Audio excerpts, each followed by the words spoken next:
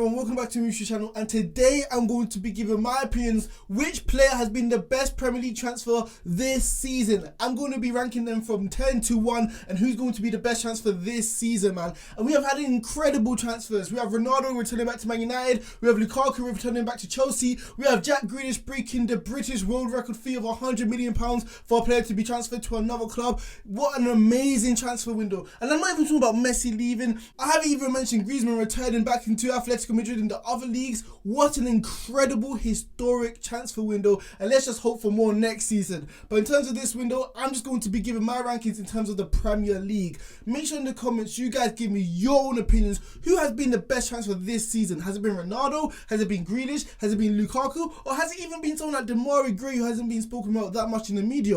But make sure you guys give me your own opinions in the comment section. But before going into this video, make sure you guys like, comment and hit that big subscribe button right there. And like I said, you give me your own opinion in the comment section. Who has been the best signing? Has it even been Ben White? So the best 10th signing in this window, in my opinion, has been Jack Grealish. Hold on. I know what many people are thinking. He's one of the best players in the Premier League. How could you put him so low? Yes, it's about who's been the best transfer in this window, but who's been the most impactful. I don't think Jack Grealish is going to have that much impact in terms of Man City compared to the other players I'm going to label later on in this video. This is because Man City already have so many talented world-class midfielders in their disposal. They got Kevin De Bruyne, the best midfielder in the world. Then you got Foden, who just won Young PFA Player of the Year last season. You got Gundogan, Bernardo Silva, even Mahrez. So many talented players who can create chances. And Jack Grealish does fit into this mode. But in terms of Jack Grealish, I do feel like he offers something different compared to what Man City already have. He has the ability to drive with the ball. He can get fouls, which allows set pieces like Kevin De Bruyne to whip in great balls like he usually does. And he's just on the brink of becoming a world-class player. And we saw what Pep Guardiola done with Raheem Sterling, who didn't look that great at Liverpool. Yes, he had moments and sparks, but no one thought he would be able to score this many goals in a Pep Guardiola system. And I expect Jack Grealish to get his numbers up in terms of assists and getting goals, because Pep Guardiola knows how to unlock the potential of a great player. And since Man City still don't have a striker, it's very key that Jack Grealish does help with the numbers in terms of getting goals and assists with the other players like Kevin De Bruyne, Foden, Torres, etc, etc. Because they don't have that number 9, they're going to need goals all around the pitch, and let's hope Jack Grealish will be able to tally those numbers up and be able to get those numbers, because obviously in the past for Aston Villa, although he has been playing great, he hasn't had the numbers. So I think Pep Guardiola is going to be able to get that into his locker and get more numbers for Manchester City. So the 9th most important transfer this window, in my opinion, is Joe Willock.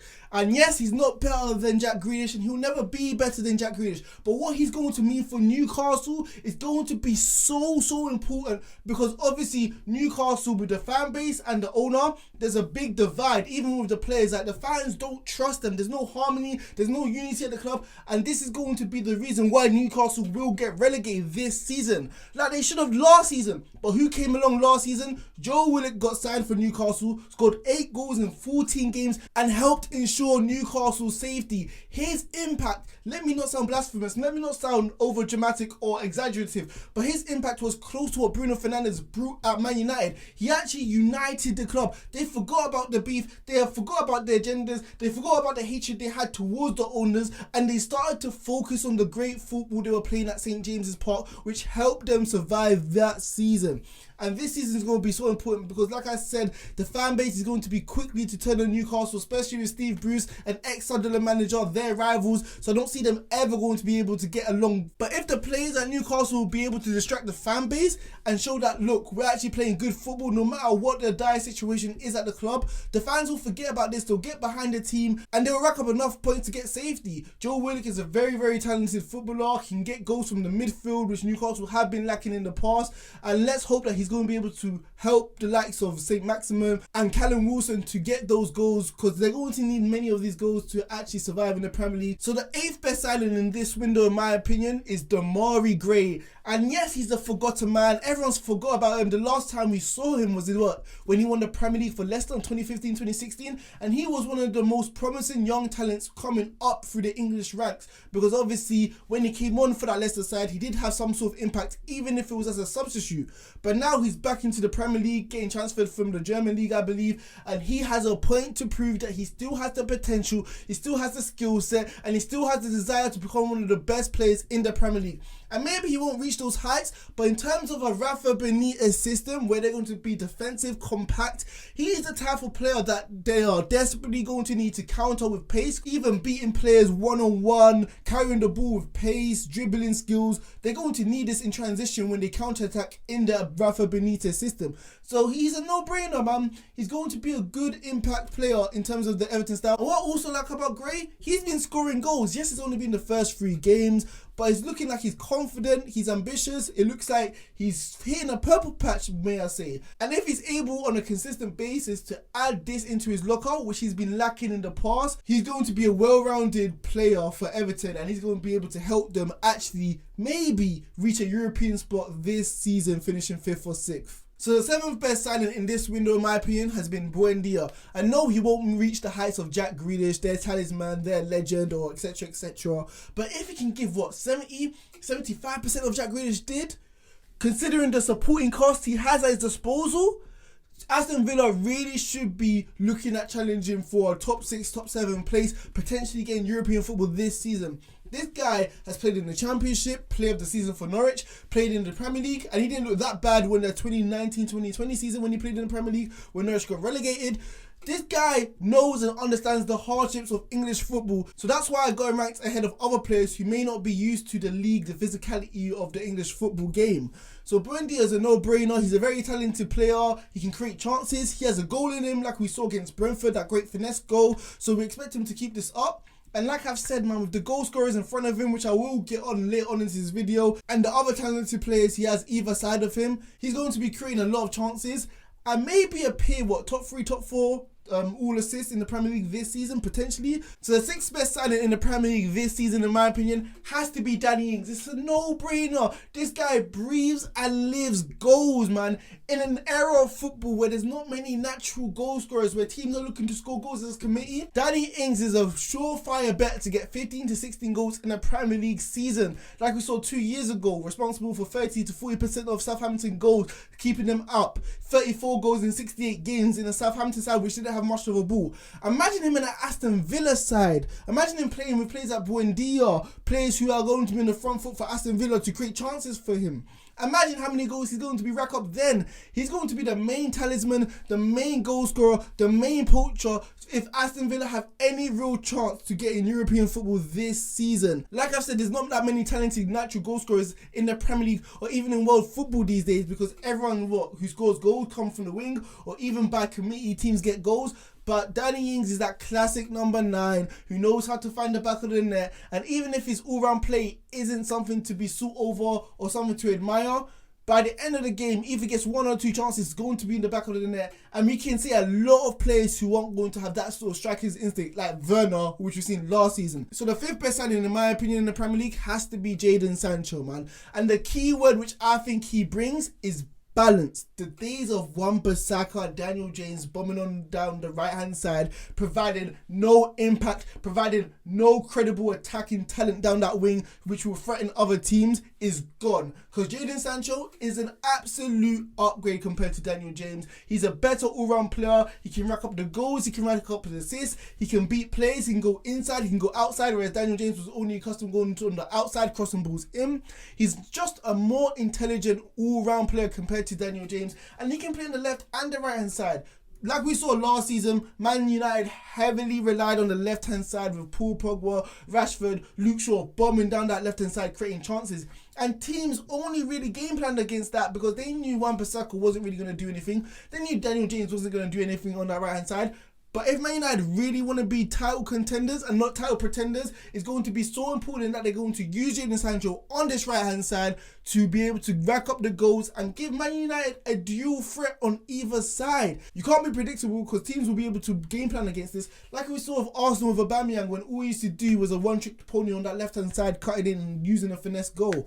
So yeah, those days are gone. Man United should be more balanced. They should be more threatening. And Jadon Sancho, just as a player, 20 plus assists in the Bundesliga, what he averaged, getting 10 plus goals is going to be so important for this Man United side. So the fourth best signing, in my opinion, is Konate in the Premier League. He signed for Liverpool for around 35 to 40 million pounds.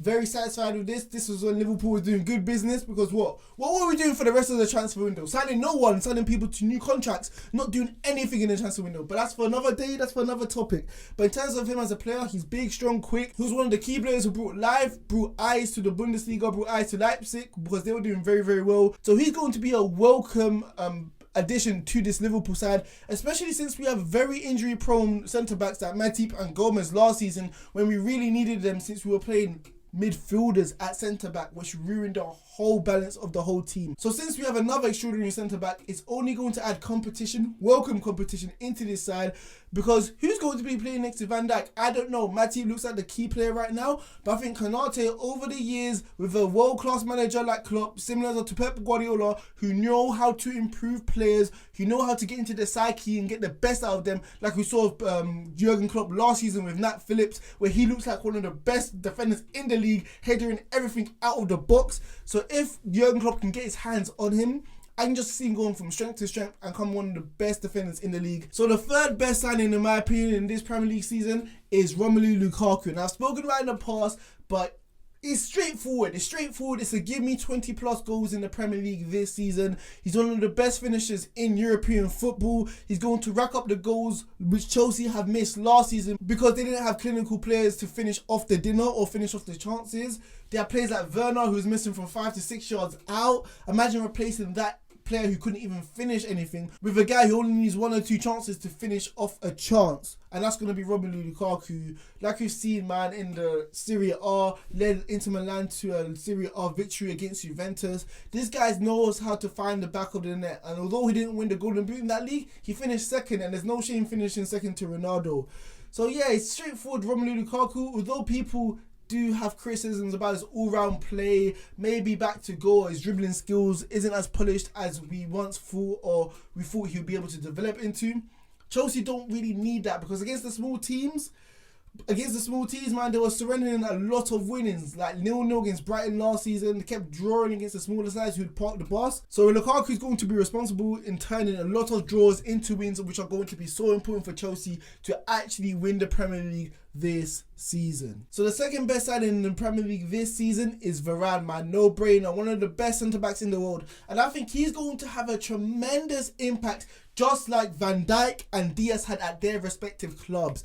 This guy's a world-class player. He has the pedigree of winning whenever he goes, or what team he's ever played for. Real Madrid winning everything for France except for the Euros, but he's won a World Cup. This guy's going to bring some sort of experience when it comes to winning trophies, which Man United are lacking in their dressing room. This is going to be so important. But in terms of a talented skill point, he's the perfect centre-back to partner with Harry Maguire, who's quite slow. Varane has quick pace, he has recovery pace, so even if Maguire is positionally slow to turn the corner or adjust his body, Varane's going to be there to cover him again and again against players like Son, Mane, Salah, Sterling, quick, agile players who are going to be able to get in behind Maguire. So Varane's literally the perfect backup plan if Maguire gets exposed. But Varane overall just makes so much sense, man. It's a no-brainer. Like we always say, goals win games, but defense wins championships. And if Man United are actually going to be title challengers, they are going to have to make sure Varane gets going very quickly. And obviously he's a world-class centre-back, so he's going to add to that defensive structure at Man United to ensure that they can actually compete for the Premier League this season. So the best signing in the Premier League this season is an absolute no-brainer, and it's Cristiano Ronaldo, man.